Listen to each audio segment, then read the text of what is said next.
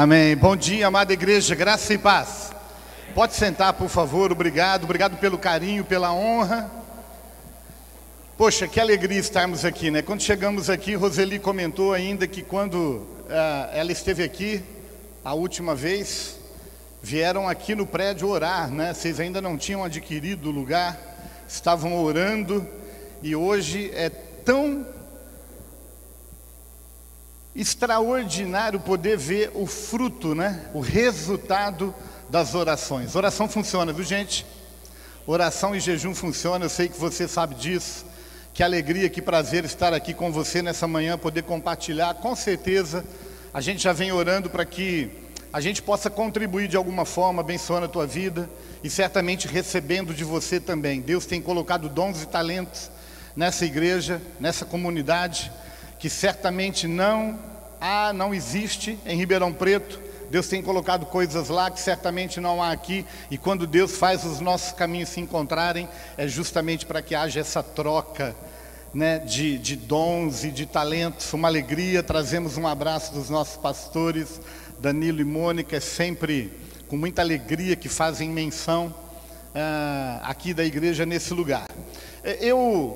Antes de ler o texto, eu só quero compartilhar com você o fato de que eu nunca me senti assim tanto quanto João Batista quanto hoje. E eu vou justificar por quê. Porque o meu desafio e o meu propósito nessa manhã aqui é preparar você para o milagre. Amém? Preparar você para o milagre que Deus vai fazer. Nós somos muito gratos por tudo que Deus fez até hoje na nossa vida e na nossa história. Mas eu quero dizer para você que o que Deus vai fazer é muito maior, é muito mais intenso, é muito mais extraordinário. E o meu papel aqui hoje é preparar você para esse milagre, para esse extraordinário, para esse sobrenatural de Deus em você e através de você, nessa cidade, nessa região. E eu queria ler com você um texto muito conhecido, que está lá no Evangelho de Lucas, no capítulo 5, do versículo 1 até o versículo de número 11. Lucas, capítulo 5, do 1 até o 11, diz assim, acompanhe comigo a leitura. Você vai perceber que é um texto que todos nós, a maioria, já conhecemos. A partir do versículo 1 diz assim: aconteceu que ao apertá-lo a multidão para ouvir a palavra de Deus, estava ele junto ao lago de Genezaré, e viu 2 barcos junto à praia do lago. Mas os pescadores, havendo desembarcado, lavavam as redes.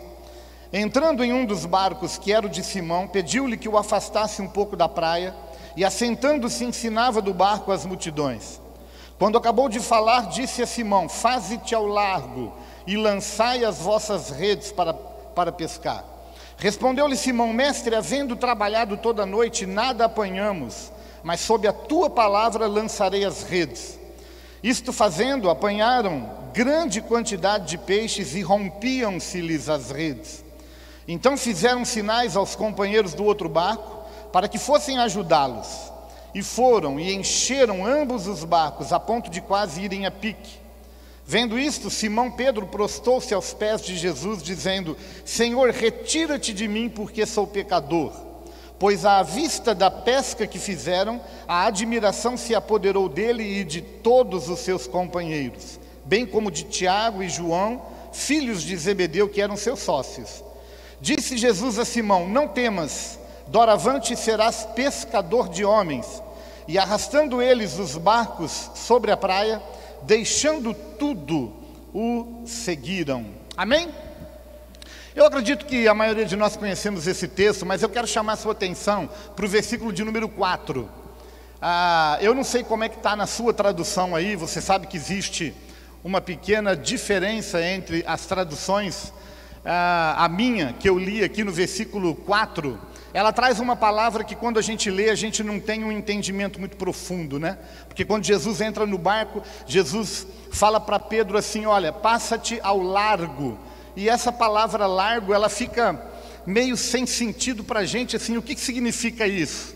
Aí quando a gente vai dar uma estudada no grego original, você vai perceber que a palavra usada por Jesus ali é a palavra profunda. Talvez algumas das versões que você tem aí alguém tem essa versão aí que no versículo 4 fala, vai para as águas profundas? Levanta a mão, só para identificar. Olha aí, quanta gente aí está levantando a mão. Na sua Bíblia existe então a expressão, vá para as águas profundas. E o meu tema com você hoje, nessa manhã aqui, é exatamente esse. É motivar, é incentivar você a buscar águas mais profundas. O tema da mensagem é exatamente essa, buscando águas profundas, buscando águas mais profundas. E quando eu olho para esse texto aqui, eu fico impressionado porque ele nos apresenta alguns conselhos, porque seria muito fácil talvez chegar aqui e falar para você assim, vá para as águas profundas. Tá, mas como é que eu faço isso? Como é que eu vou para as águas profundas, pastor? Como é que eu faço isso? Eu não sei como fazer. E quando eu olho para esse texto, eu fico pensando, poxa vida, aqui tem tanto conselho que a gente pode tirar, e são exatamente esses conselhos que eu quero compartilhar com você nessa manhã. Quem já foi a Israel aqui sabe que quando você chega no mar de Genezaré, no mar de Tiberíades, você vai encontrar ele é chamado de mar, mas ele não é mar, ele é um lago de água doce muito grande. E quando você estuda a profundidade desse lago, você vai perceber que ele tem uma média de profundidade de 21 metros. Eu não sou profissional, eu não estudo sobre isso, mas quando a gente pesquisa um pouquinho, a gente vai perceber que uma água ela é considerada profunda quando ela ultrapassa o limite de 3,5 metros. Então, quando você está a 3,5 metros, você já está em águas profundas. Esse mar de Tiberíades, de Genezaré, ele tem uma profundidade média de 21 metros, mas ele vai de 0, obviamente, até 40 metros. Quando eles estão conversando com Jesus aqui, eles estão na praia, eles acabaram de findar uma noite intensa de tentativa de uma pesca, não haviam conseguido, estão ali lavando as redes, e aí Jesus vem, sobe no barco, começa a ensinar a multidão, e num determinado momento fala para Pedro, olha, vá para as águas profundas. E eu quero aplicar isso para a minha vida, para a sua vida hoje, porque muitas vezes a gente insiste em viver em águas rasas, a gente insiste em viver em terra, segura, e o Senhor está nos chamando hoje para ir às águas profundas. Se nós queremos milagres, se nós queremos extraordinário, se nós queremos sobrenatural, se nós queremos ultrapassar os limites impostos pela gente mesmo, nós precisamos nos dispor a ir às águas profundas. E olhando para esse texto, eu quero compartilhar com você alguns conselhos de como fazer isso, porque eu não quero chegar aqui, jogar essa verdade na sua mão e sair embora e deixar você, e agora, o que eu faço? Não, eu quero te dar conselhos de como fazer isso. E o primeiro conselho, quantos aqui desejam ir para as águas profundas mesmo? Levanta a mão só para o anjo bater a foto aí. O anjo bate foto. Não sei se você sabia, mas tem anjo fotógrafo. Porque de repente a gente chega lá e fala assim, eu não queria, não. Queria sim, você levantou a mão, está aqui a foto, ó. Então, é muito importante que você sinalize, querido. Eu não sei se você já parou para pensar nisso, mas Jesus, ele chega muitas vezes e fala para o cego assim, que queres que eu te faça? Mas que pergunta mais sem nexo para a gente, Porque é óbvio que eu quero ver. Não é tão óbvio assim. Por isso que Jesus perguntava. Na verdade, Jesus, ele nunca perguntou porque ele não sabia. Ele perguntou para saber se eu sabia o que eu queria. Porque muitas vezes eu não sei o que eu quero. Ou até sei e quero algo desfocado daquilo que Deus quer para a minha vida.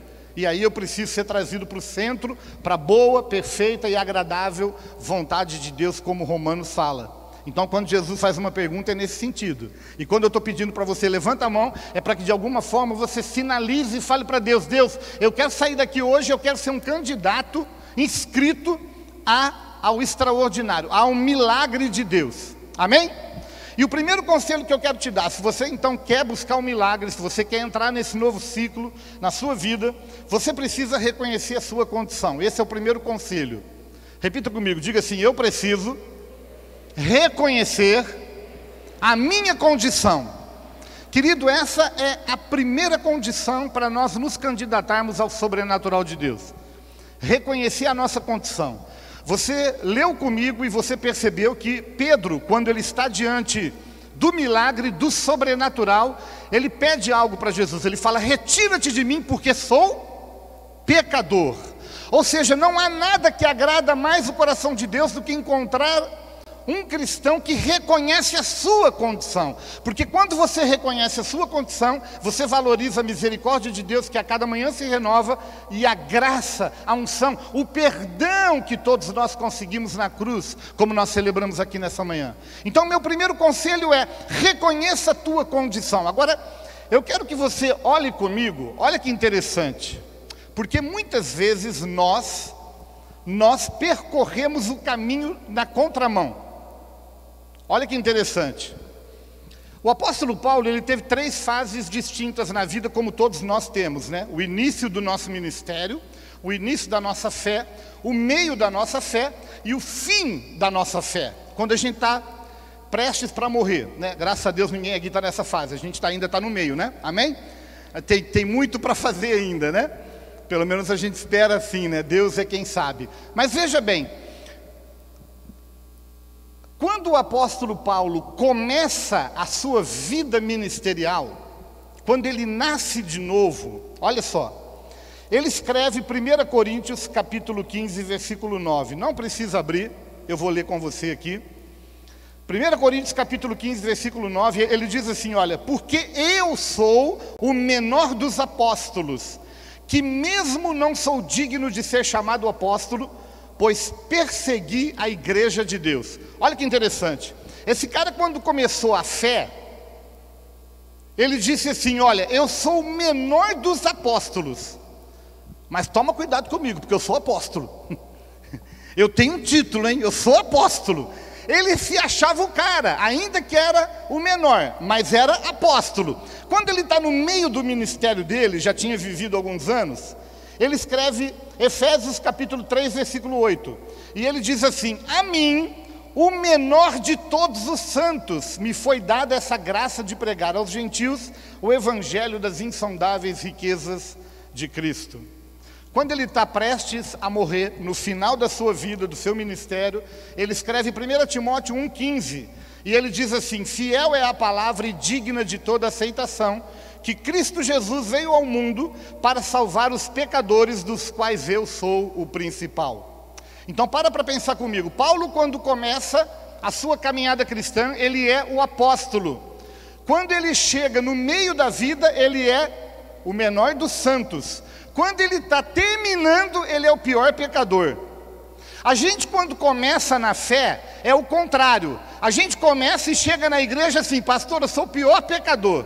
Aí a gente trabalha um pouquinho, a gente serve um pouquinho, a gente vai para o louvor, e aí a gente já vira um santo. E aí o ano passa, vai passando, e a gente vai crescendo, faz a escola, né? Aprende algumas coisas, e aí a gente se torna o apóstolo Valdir. Eu já cheguei a ligar em algumas igrejas para falar com o pastor principal, e quem conhece Ribeirão Preto sabe disso, né? A gente se trata lá pelo nome, não tem título, né? Eu chamo Danilo de Dani. Dani, você faz isso? E tem gente que chega lá e fala assim: rapaz, mas que falta de respeito chamar desse jeito. Ué, eu estou chamando do jeito que a gente chama, porque tem gente que dá tanto valor para o título. Eu já cheguei a ligar numa igreja, queria falar com fulano de tal, porque é o jeito que a gente trata, né? Ah, o senhor quer falar com o apóstolo? Com o apóstolo, com ele mesmo. Sabe, querido, a gente anda na contramão, porque às vezes a gente está percorrendo o caminho contrário. A gente está fazendo da fé um plano de carreira, e a gente acha que o milagre e o extraordinário de Deus vem quando a gente chegar ao título de apóstolo. E eu quero dizer para você que Deus, Ele usa as coisas pequenas e desprezíveis para que a glória dele se torne grande, se torne manifesta. Você lembra como foi que Naamã foi curado? Porque uma menina, que a Bíblia nem fala o nome, pelo menos eu nunca descobri o nome da menina, se alguém souber me ajuda depois, mas a Bíblia nem fala o nome para mim, mas essa menina teve a coragem de chegar para a patroa dela, ela nem falou para o patrão, ela falou para a patroa. Ela falou: nossa, eu percebi, eu estou lavando a roupa do patrão, eu percebi que ele tem lepra. Ah, se ele soubesse o profeta que tem na minha terra, ele iria lá. E você conhece a história tanto quanto eu, sabe que Deus curou um homem de lepra. Deus usou uma menina que trabalhava lá na casa de Naamã, E Deus fez um milagre através daquela menina. Então, querido, se você quer realizar milagres nesse dia, não faça da fé um plano de carreira. Ao contrário, à medida que você cresce em Deus, você precisa, na verdade, diminuir. E você precisa dizer como João Batista: importa que ele cresça e que eu diminua. Esse é o primeiro conselho que eu quero te dar. O segundo conselho: você precisa lavar a sua rede. Eu não quero gastar muito tempo aqui, porque eu acredito que eu estou falando a mestres também da palavra. O texto nos orienta a isso, né? Lavar as redes. Os discípulos estão lavando as redes. Eu não sou pescador, eu não entendo muito disso, mas eu entendo o suficiente para saber que depois de um dia de pesca, de uma noite de pesca, a gente não pode guardar a rede suja, molhada, a gente precisa limpá-la para prepará-la para o dia seguinte, porque no outro dia haverá outra pesca, outra pescaria, e a gente vai sair de novo, não é isso? Pois bem, querido, por trás de toda a simbologia bíblica existe uma aplicação para a gente fazer para a nossa vida. E a aplicação que eu trago aqui é que você e eu precisamos lavar as nossas redes. A nossa rede, ela se suja diariamente com as nossas motivações, com as nossas intenções, com os nossos pecados, com as nossas palavras, com os nossos pensamentos, com o nosso olhar, enfim. Há tanta coisa que pode contaminar, que pode sujar a nossa rede. E sujando a rede, nós estamos nos tornando impróprios para a pesca, impróprios para o uso. Deus não pode habitar num vaso que esteja contaminado, que esteja sujo. Então, quando eu olho para essa história, eu vejo aqui um ensino, uma aplicação. Eu preciso todo dia lavar a rede.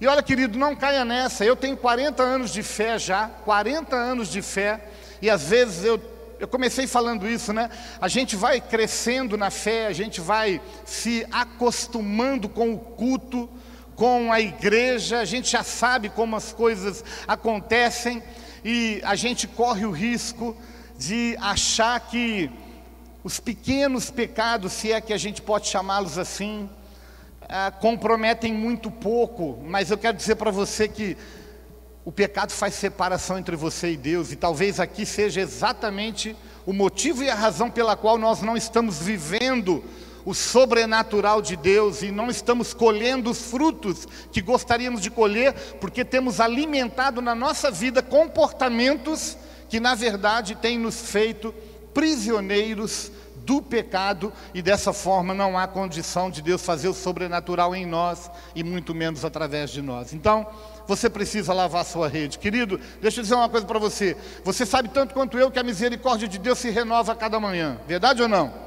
É isso que a palavra de Deus diz. Agora para pensar comigo. Se a misericórdia de Deus precisa se renovar a cada manhã, imagine a minha aliança com Ele e a sua aliança com Ele. O seu compromisso de viver para Ele aquele dia precisa ser renovado todos os dias.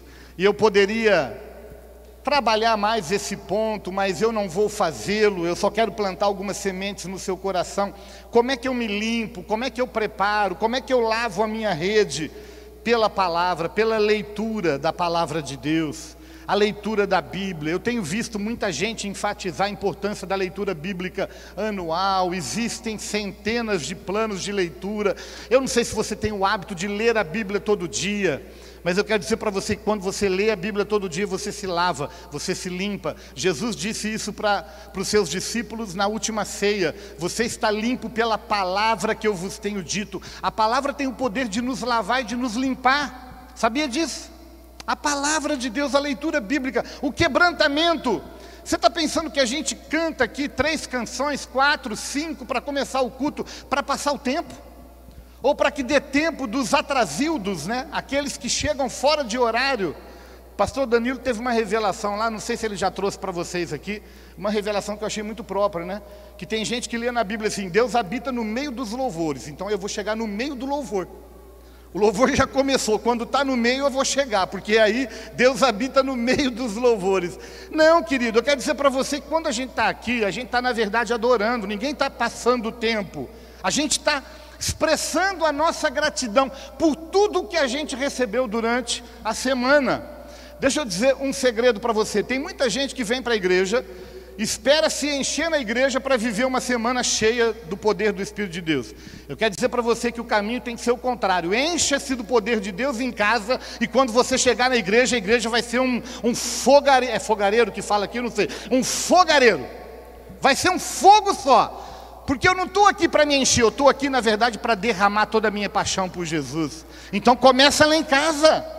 Começa lá em casa, e aí eu trago para a igreja quebrantamento, sabe, confissão das nossas limitações, das nossas fragilidades, das nossas vulnerabilidades. Eu falei que eu poderia ficar aqui, sem dúvida, 1 hora falando só sobre esse ponto aqui, mas eu acredito que eu já plantei uma semente aí que o Espírito Santo vai regar e que vai te ajudar diariamente a lavar a tua rede, e dessa forma você vai se preparar para o sobrenatural. O terceiro conselho que eu quero te dar é: você precisa se afastar da praia.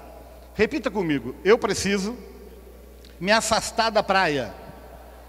Eu quero dizer para você o que eu quero dizer com esse ponto aqui, com esse conselho que eu tiro aqui do texto, porque quando Jesus dá essa ordem para Pedro, Jesus fala assim: você precisa ir para as águas profundas. Eles estavam na praia e agora estão sendo levados para as águas profundas. Eu quero dizer para você que, eu não sei, aqui, a gente está perto da praia aqui? Está perto? Não? Quanto tempo da praia? 1h30, 2 horas, então a gente está na praia, né? Ribeirão Preto a gente está 4 horas. 4 horas da praia mais perto. Então a gente tem que andar muito para ir para a praia. Quando a gente vai para a praia, geralmente é assim, eu não sei como é que é aqui no sul, mas no sudeste é assim. A gente já vai sentindo o cheiro das férias, né? Ai, que delícia, férias, é praia, é sol. Só que quando a gente pensa em praia, a gente pensa naquele queijinho coalho que vende, aqui vende também, né? Lá vende aquele queijinho coalho. A gente pensa naquele queijinho coalho, a gente pensa no futevôlei, até parece, né? Quem me olha assim fala, o cara joga pra caramba, né? Mas a gente pensa no futevôlei, a gente pensa em tudo aquilo que traz distração na praia. Verdade ou não? E algumas vezes a gente encontra gente que está na praia, olhando para o barquinho, lá longe, e fica assim, né? Ai, que delícia, né? Mas a gente só fica contemplando quem está em alto mar, a gente não vai para lá. E só pode provar as emoções do alto mar quem se dispõe a ir até lá. Senão você não consegue. Eu lembro de um ano, que a gente virou o ano, e o Danilo fez a sugestão para a gente fazer uma coisa que a gente nunca fez. Aí quando eu saí de férias em janeiro, a gente foi para a praia, e aí fizemos aquele passeio de barco, e quando chegou lá no meio, no fundão, o cara falou assim: quem quiser pular, pode pular, nada um pouquinho e volta.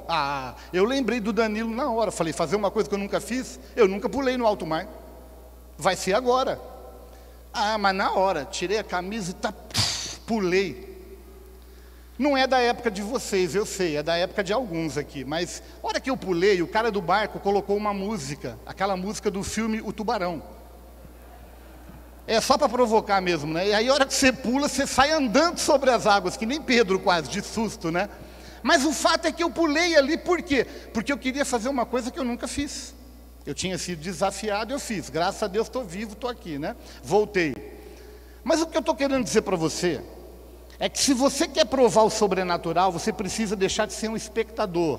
E você precisa ser o protagonista da história. Você precisa deixar de ficar na praia. E você precisa falar assim: eu vou lá em alto mar. Porque da praia Deus não pode fazer grandes coisas através da tua vida. Você precisa se dispor. Então meu conselho é: sai da praia. Agora, se você quiser ter um entendimento mais claro disso, eu queria sugerir que depois você lesse Marcos capítulo 8. Depois você lê, não faça isso agora. Eu vou te lembrar aqui. Jesus chega num lugar chamado Betsaida. Jesus chega num lugar e sai ao encontro dele um cego.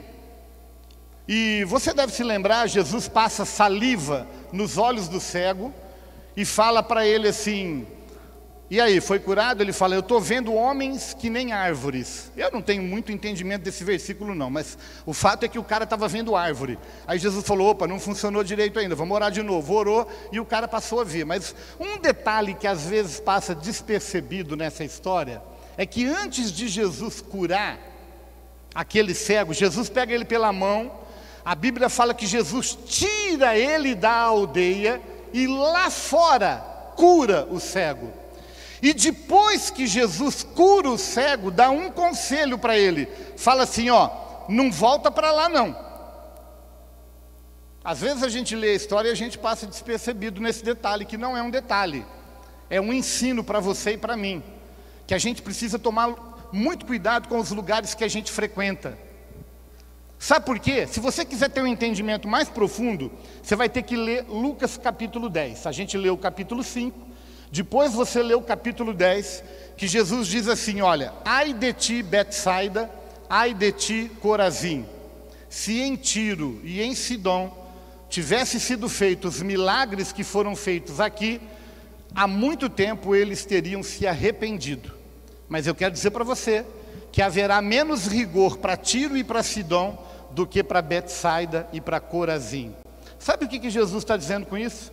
Que Betsaida é um lugar onde reina, onde impera a incredulidade.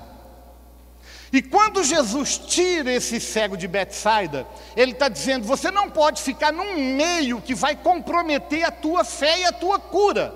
E depois que Jesus cura, Jesus fala, não volta para lá não. Porque se você voltar para lá, você vai começar a duvidar quem foi que te curou. Sabe, você vem na igreja, você faz uma campanha, seja lá qual for, qual nome for, Deus cura, e aí você lá na frente é tentado achar que foi o médico, que foi o medicamento, que foi o tratamento ou que foi determinada terapia.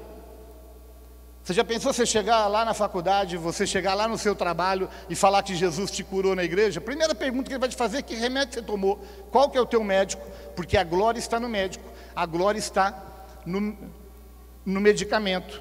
E aí o que você e eu precisamos tomar muito cuidado com os lugares que a gente frequenta. Eu tenho visto, no decorrer da minha vida e do meu ministério, pessoas que vêm para a igreja, têm uma aliança com a igreja, mas não se preocupa com os lugares que frequenta, com as amizades que estabelece, com o nível de influência que tem lá fora, e que muitas vezes está roubando a semente que está sendo plantada na fé, aqui na igreja, ou no seu tempo devocional, e quando você chega lá e começa a compartilhar, as pessoas começam a colocar em dúvida aquilo que você está recebendo na igreja. Então, esse é o terceiro conselho que eu quero te dar. Você precisa se afastar da praia. O quarto conselho que eu quero te dar, você precisa da ajuda de terceiros. Você precisa da ajuda de terceiros. Querido, olha para mim, deixa eu falar uma coisa interessante. Eu tenho aprendido nos últimos anos do meu ministério, eu já sou pastor há mais de 30 anos, e eu tenho aprendido no meu ministério a importância dos dons e talentos que Deus tem colocado nos meus irmãos que não congregam comigo, que não se reúnem comigo. No ano de 2015, eu não tenho tempo, para compartilhar tudo que eu gostaria aqui, mas eu vou só jogar um melzinho na sua boca, porque no ano de 2015, eu participava muito, entrava no computador e participava muito de uma sala de oração, de um grupo chamado IHOP, International House of Prayer de Kansas City. É um lugar que há 20 anos, ininterruptamente, 24 horas por dia, 7 dias por semana, louvor e intercessão, louvor e intercessão. Você sabe o que é isso, gente? A gente chega no culto, que o louvor tá rolando 20 minutos, 25, e o fogo cai e a unção está ali, eu fico pensando, um lugar que faz 20 anos que o culto não acaba. Eu ficava pensando assim, olha que mente mundana minha, Eu ficava pensando, como é que eles limpam lá? Como é que fecha a igreja? Como é que apaga a luz? E eu ficava com uma vontade de ir lá, Enfim, no ano de 2015, Roseli e eu tivemos a alegria e o prazer de ir lá. E olha, querido, quando nós entramos naquele lugar, é um lugar que cabe mais ou menos 800 pessoas, 800 cadeiras. Um lugar que quando você entra, eu não preciso falar, o céu está naquele lugar. Na época era 15 anos que eles estavam adorando, hoje é 20. O céu está naquele lugar, é um ambiente que está impregnado da glória de Deus. E eu sei que se você é tão mundano quanto eu, você deve estar perguntando assim, mas esse povo só canta, não faz mais nada? Não prega, não faz nada na cidade? Não tenho tempo para te testemunhar aqui tudo que eles fazem em decorrência do período consagrado que eles têm a Deus. Obviamente que são turnos ali de 2 em 2 horas, o turno muda, enfim, são detalhes. Eu estou te contando isso porque, quando nós fomos lá, Deus falou para a gente, Deus falou para a Roseli, né? Que eu era como aquele passarinho. Eu não sei se está para passarinho, para gavião, para... que é, né? Pelo tamanho, né? Mas Deus falou que eu era como aquele passarinho da Arca de Noé. Que quando abre, sai, vai buscar a folhinha e traz. E que Deus ia me levar para alguns lugares onde eu ia buscar a semente que estava ali para derramar sobre as pessoas que estavam diante de mim. Pois bem, então eu estou aqui hoje para também distribuir para você esse tipo de semente. A semente da adoração, que corre daquele lugar ali, que flui daquele lugar. Que a gente não tem nenhuma estrutura para fazer isso igual. A gente vai chegar lá, né, Adalto? Já pensou ter 12 equipes de música? Cada equipe fica 2 horas ali só adorando. 12 líderes de intercessão. E cada equipe tem 12 pessoas, hein? E por aí vai, são muitos detalhes. A gente vai chegar lá, mas a gente não tem condição ainda. Então, se a gente não tem, a gente vai lá buscar o que Deus está colocando para derramar aqui. Por que eu estou falando tudo isso? Porque nós precisamos reconhecer os dons e talentos que Deus tem na vida daqueles que não andam com a gente, que não estão debaixo da mesma religião nossa, da mesma denominação nossa, mas que tem muito de Deus para derramar sobre a tua vida.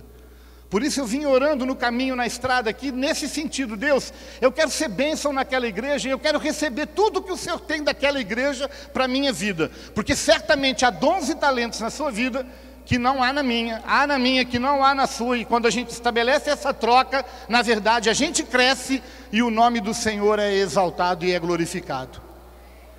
Sabe, quando eles estão diante da possibilidade, não, agora já do fato, né, da grande pesca, do resultado, porque tinha tanto peixe, que o que eles falam?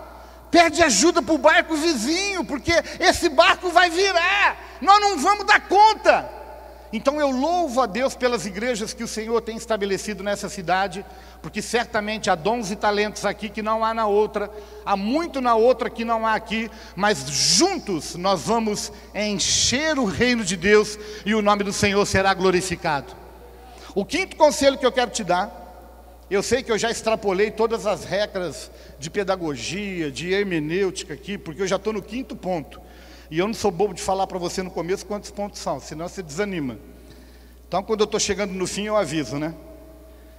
Então, já deu para perceber que eu não estou chegando no fim, né? Porque eu não falei nada. 5º conselho que eu quero te dar, nós precisamos de uma palavra. Você precisa de uma palavra.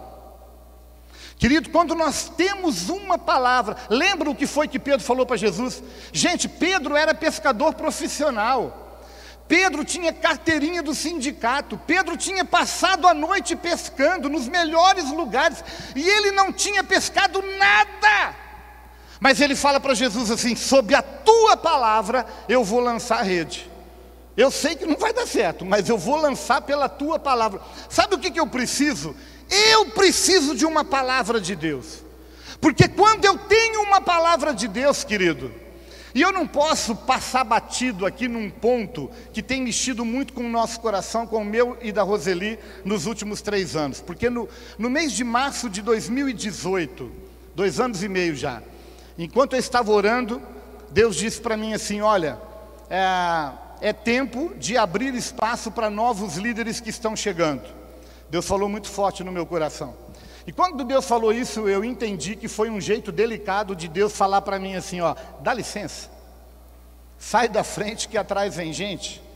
Eu entendi aquele recado, mas na sequência, Deus disse para mim assim: olha, é tempo de nós estabelecermos uma igreja nos Estados Unidos. Agora para pensar comigo, gente. Olha, Deus é crente. Deus é crente. A gente não pode nem falar que a gente é crente, porque a gente crê em Deus não é mais que obrigação. Agora, Deus crê na gente, deve estar doido, com todo respeito. Porque falar para um cara de 56 anos, eu tinha 56 na época, hoje já é 58,5. Falar para um cara de 56 anos, você tem que sair daqui e ir para um outro país que eu nem sei o idioma, e você tem que estabelecer uma igreja do zero. Depois Deus já tem uma história de 30 anos em Ribeirão Preto. Gente, eu achei que eu ia morrer lá.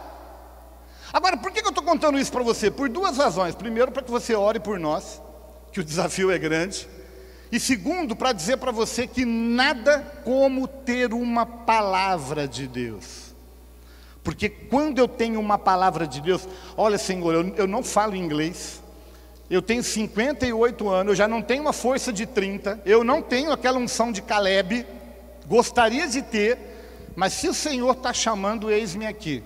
O que eu estou querendo dizer para você nessa manhã é que nunca é tarde para ouvir a voz de Deus. E mesmo que você já ache que você tenha passado do tempo, Deus pode fazer coisas que Ele só vai fazer através de você. E o que você precisa é de uma palavra. Agora, como é que você vai ter essa palavra? No relacionamento íntimo com Deus. É tremendo, Deus fala no culto, mas na maioria das vezes Deus não vai falar no culto. Deus não vai usar o profeta para falar, Deus vai usar o profeta para confirmar, como Ele tem feito isso na nossa vida, com muitos profetas que têm passado e nem sabiam disso, numa época em que a gente não podia nem falar sobre o assunto. O Danilo falou, nem comenta um negócio desse. Então, numa época em que a gente não podia nem falar, de repente vinha um profeta e confirmava aquilo que Deus tinha falado. Então isso nos move, isso nos motiva a falar sim para o Senhor. Você precisa de uma palavra. Sexto conselho, você precisa de paixão e admiração por aquilo que o Senhor faz. Você precisa de paixão e de admiração. Gente, deixa eu falar uma coisa para você. Às vezes a gente lê o Salmo que diz assim, alegrei-me quando me disseram, vamos à casa do Senhor. Eu estava vindo agora, uma das irmãs compartilhou no grupo, né, esse Salmo. Alegrei-me quando me disseram, vamos à casa do Senhor. Eu não sei que sentimento vem no seu coração quando chega o domingo, a hora de vir para o culto. Se é uma alegria ou se é um peso. Sabe por que eu falo isso? Porque a paixão e a admiração, elas vão diminuindo. Ou melhor, elas podem diminuir à medida que o tempo passa. Eu vou dar um exemplo claro para você. Quando a gente quer casar, quando eu era solteiro, acho que não mudou muito hoje, é mais ou menos igual. A gente quer casar com a pessoa certa. E aí a gente ora, a gente jejua, a gente faz vigília, a gente faz campanha, a gente faz de tudo para casar, não é assim? Aí casa, bom, aí eu não vou continuar. Estou brincando. Meu pai dizia para mim assim, ele falava assim, filho, antes de casar, um guarda-chuva dá para os dois. É guarda-chuva que chama aqui também, a gente tem que tomar cuidado com as palavras, né, porque às vezes muda. Ele falava assim, antes de casar, um guarda-chuva dá para os dois, depois casa, cada um tem o seu. Aí eu falava, meu Deus do céu, como assim, né? Eu espero que o amor aumente. Mas a gente, graças a Deus, já tem 36 anos de casado, muito bem casado. 36 anos de casamento. A gente tem que entender que, à medida que o tempo vai passando, a gente corre alguns riscos, claro que corre, da coisa ficar normal, comum, natural. Sabe, tem casa, com todo respeito, que a gente sabe até o cardápio já, terça-feira é dia de ovo. Então tudo bem, não vai mudar, vai ser ovo. E aí assim, não tem uma criatividade para dar uma mudada. A coisa vai virando tão automática que a gente corre o risco de... Eu acredito que você já deve ter ouvido tanto quanto eu, né? A pessoa chega e fala assim, acabou o amor, acabou a paixão. Aquilo que me fazia irresistível agora está me fazendo... Como é que é mesmo? Incompatível. Aquilo que me fazia irresistível agora está sendo incompatível. A gente vai correndo riscos. Bom, eu não estou num acampamento de casais para ficar falando de casal, né? Mas você entende o que eu estou falando. No culto não é muito diferente, porque a gente já sabe que hora começa o culto. A gente até corre o risco, aqui com certeza não, mas Ribeirão tem até assim, quem vai pregar hoje? Para eu saber já como é que vai ser mais ou menos a palavra. A gente sabe que é meia hora de louvor, 5 minutos para oferta, 5 minutos para orar, 5 minutos não sei para quê, aí vem a palavra, a gente sabe, tudo do mesmo jeito. Mas eu quero dizer uma coisa para você, querido, se você não gerar uma expectativa de que esse pode ser o melhor dia da sua vida, vivido até hoje, tudo vai virar uma rotina. Eu fico pensando para aquele paralítico lá no tanque de Betesda, que foi anos e anos e anos. Se naquele sábado ele falasse, hoje eu não vou, Hoje eu não estou afim, todo ano eu vou e não acontece nada comigo. Mas naquele sábado foi diferente. Porque enquanto ele esperava um anjo descer e mover as águas, Jesus Cristo surgiu na vida dele e liberou uma palavra para ele. Eu fico pensando, você, querido, se o dia que Jesus vier ao teu encontro, você não está no culto, porque você não estava afim. Nós ouvimos uma palavra, inclusive, que falou sobre isso, no cura, né? Há alguns dias, Tomé não estava o dia que Jesus apareceu, justo naquele culto eu não estava. Querido, gere no seu coração paixão e admiração por tudo que Jesus faz. O culto é lindo, Jesus é maravilhoso, o louvor é indescritível, a atmosfera e o tempo é tremendo. Quando Deus olha para o culto, Ele continua buscando adoradores que o adorem em espírito e em verdade. Ele continua procurando, Ele não parou. E quando Ele olha, Ele passa o olho, Ele fala, opa! Tem uma coisa ali, mas tem um monte de gente. Eu sei que tem um monte de gente me tocando, mas alguém me tocou diferente. Jesus, ele tem essa capacidade, né, de ser atraído por um coração que valoriza aquilo que ele faz. E um coração que não se cansa, que não se cansa de dizer, eu estou apaixonado por ti, Jesus. Um conselho para o solteiro, eu não vou pedir para o conselho, aliás, para o conselho não, para o solteiro, né? Para levantar a mão.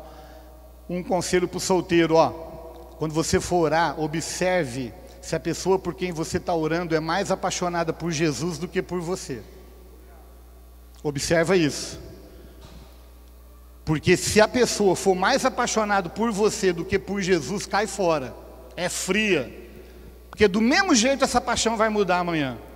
Mas quando ele falar assim, eu não largo Jesus por nada, nem por você, esse é candidato. Não sei se é ele, vai orar, mas, ou se é ela, né? Mas vai orar. E para você que já casou, né? Glória a Deus, aleluia, vamos junto louvar a Deus. 7º conselho. Gente, são só 8, eu já estou acabando, tá? Já estou acabando, não sei se eu passei o tempo, eu louvo a Deus porque não tem relógio aqui nessa igreja, lá na nossa tem, né? E está bem na frente, assim, a gente fica bem de olho nele. E aí a gente fica sabendo o horário. O horário que está aqui no laptop eu não vou nem olhar, deixa para lá. 7º conselho que eu quero te dar. Você precisa deixar tudo. Repita comigo, diga, eu preciso deixar tudo. Gente, para pensar comigo no que foi que aconteceu. Esses pescadores saem para pescar. Para pescar o quê? Peixe, claro. Era o meio de subsistência deles também. Era a habilidade que eles tinham. Eles passam a noite toda querendo pescar, não pegam nada, nada, é uma frustração. E pescador sabe o que é sair para a pescaria e voltar sem nada. Eles estavam frustrados, não tinha nada, eles voltam e eles estão ali na praia, lavando a rede, pronto para ir dormir, para ter que enfrentar o outro dia.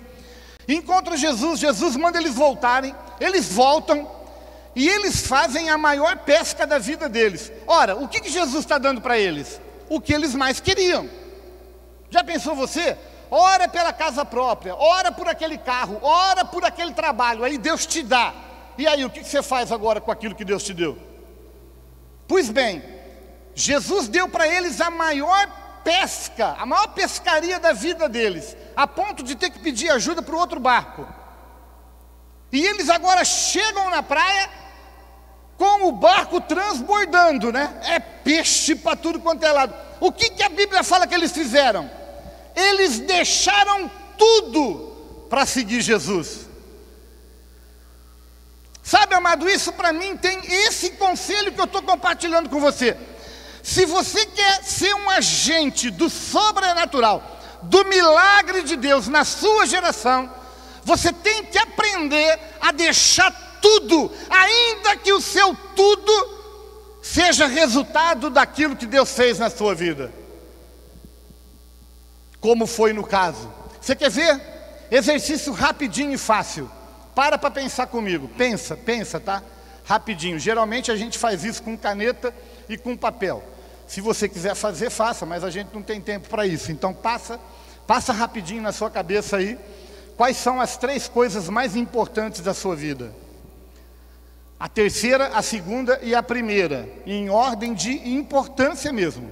A terceira, a segunda e a primeira. Pensa rápido. Pensou? Eu sei que é difícil, né? Pega a gente de surpresa, né? Tem tanta coisa que a gente fala, só 3? Pois é, mas só 3. Pensa nas 3. Ok. Agora risca a de número 3, só fica 2. Risca, riscou? Risca mais uma. Só ficou uma. Isso que ficou é o que você tem de mais importante na sua vida.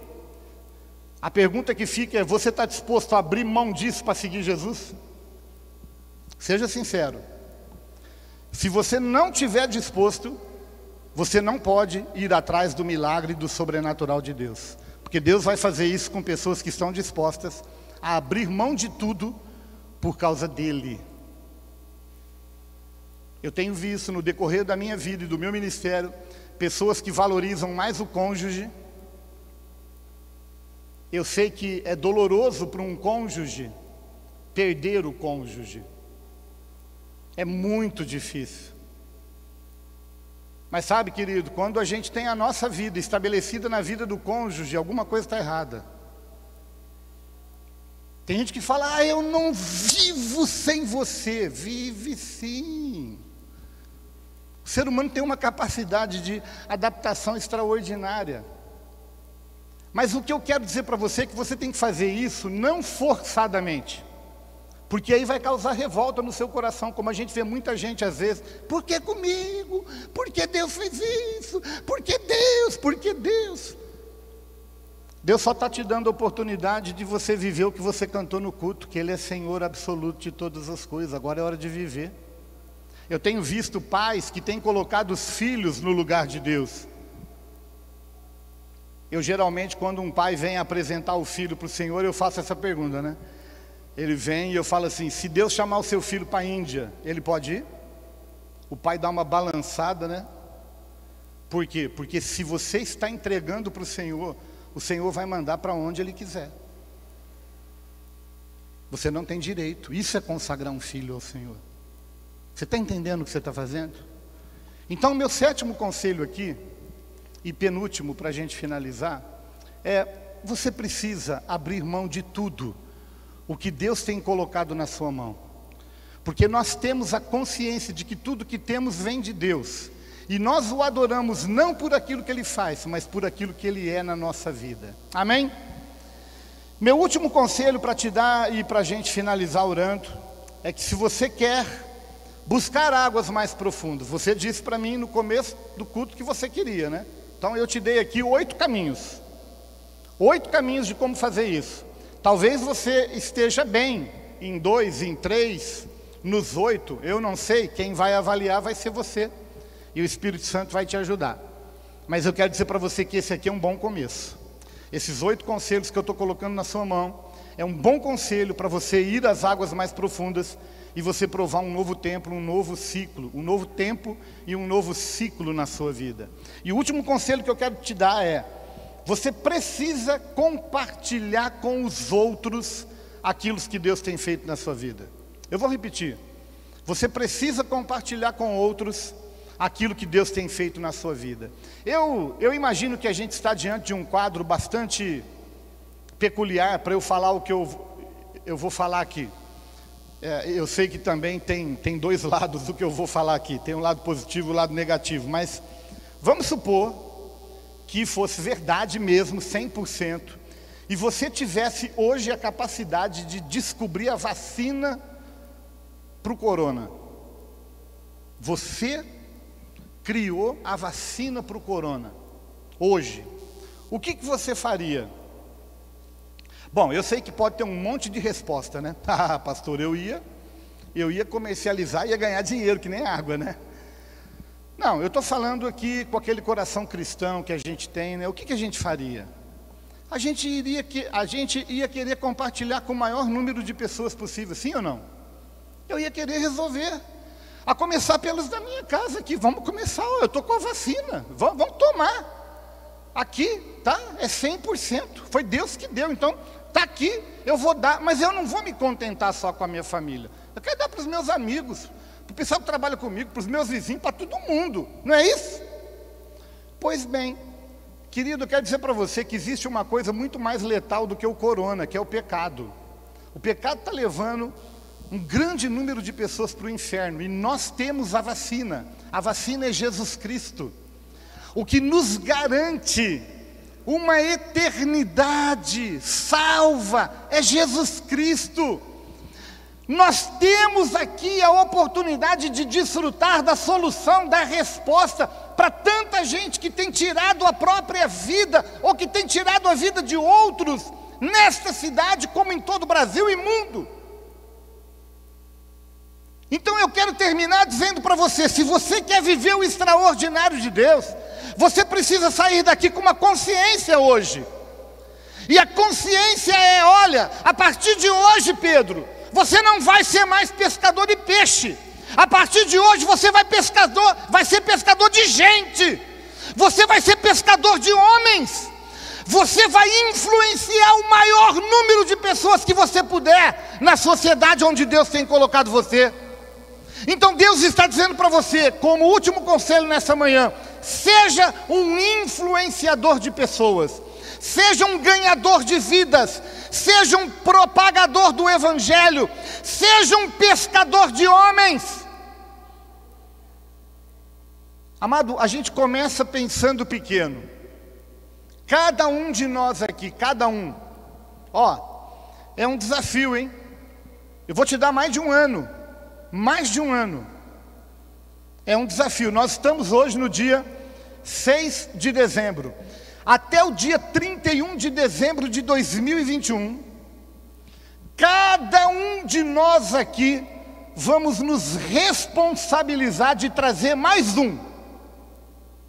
Eu estou pedindo algo difícil demais para você? Sim ou não?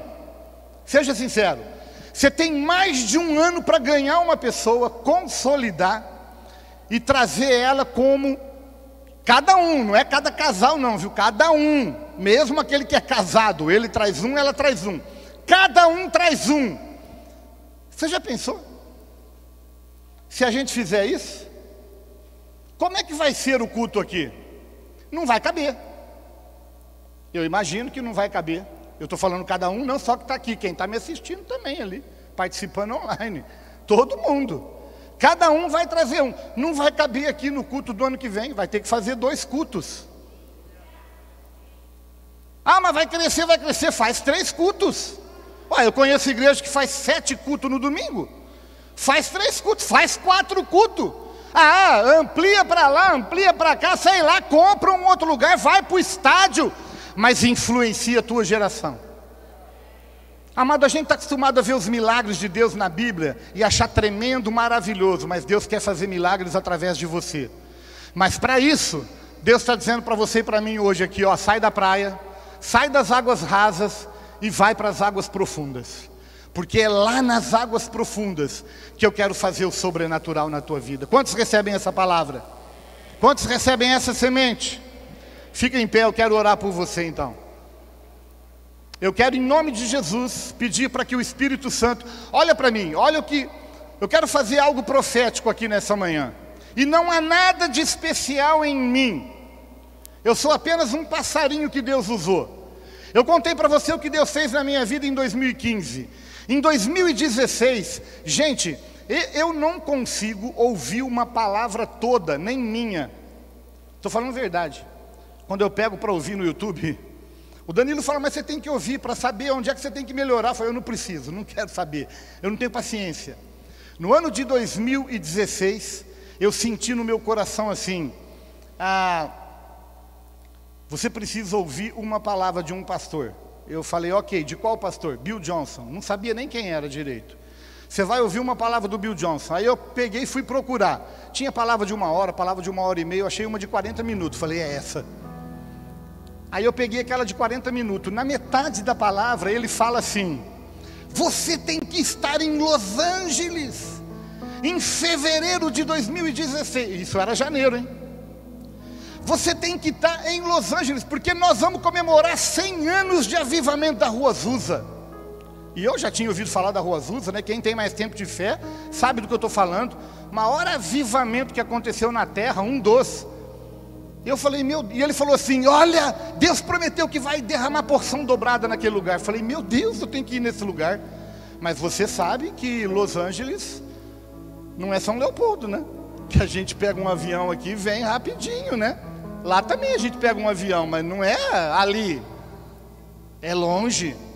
Gente, eu orei, a gente buscou a Deus e a gente foi, Roseli e eu, e ainda levamos um grupo de 8 pessoas e fomos para lá. E participamos de um culto que começou 8 da manhã e acabou 9 da noite, sem parar. E recebemos mais uma semente. E por aí vai, eu poderia contar tantas experiências para você. O que eu quero fazer, na verdade, é pedir para que o Espírito Santo faça aquilo que nenhum ser humano pode fazer. Que o Senhor tire daquilo que está na nossa vida e coloque na tua vida. Que o Senhor tire daquilo que está na tua vida e coloque na nossa. E que a gente faça uma troca de dons, talentos e sementes. E dessa forma o reino de Deus vai ser engrandecido e exaltado, eu tenho certeza. Um dia Deus chegou para Moisés e falou assim, Moisés, reúne 70 homens. E ele reuniu. E quando os 70 homens estavam reunidos, Deus disse assim, agora eu vou tirar do Espírito que está sobre você e vou colocar sobre os 70. Isso tudo está na Bíblia, você deve conhecer a história tanto quanto eu. E a minha oração nessa manhã é para que Deus tire daquilo que está em nós e coloque sobre a tua vida. Deus tire daquilo que está na tua vida e coloque sobre a nossa. Nós estamos acostumados a chamar o pessoal para frente, né? A gente não está podendo fazer isso há 9 meses. E sabe, eu louvo tanto a Deus, porque Deus, Ele não está, sabe, preso a tempo, a espaço ou a metodologia. Um dia Jesus olhou para um homem e falou assim, ó, pela tua palavra o teu servo já foi curado. Um dia Jesus libertou uma menina endemoniada. Jesus não orou, Jesus não ungiu, Jesus não visitou. Jesus disse, pela palavra da mãe a menina já foi liberta. Isso está no Evangelho de Marcos. Eu valorizo muito a imposição de mãos. É uma das doutrinas bíblicas elementares da fé. Está lá no livro de Hebreus. Mas como a gente está por uma questão de critério, não podendo impor as mãos, eu quero dizer para você que Deus não está limitado à imposição de mãos. Deus, Ele pode tirar daqui, Ele pode colocar na tua vida, onde quer que você esteja. Mesmo você que está online, Deus não está limitado aos meios de transmissão. Deus está aí onde você está agora, da mesma forma como Ele está aqui.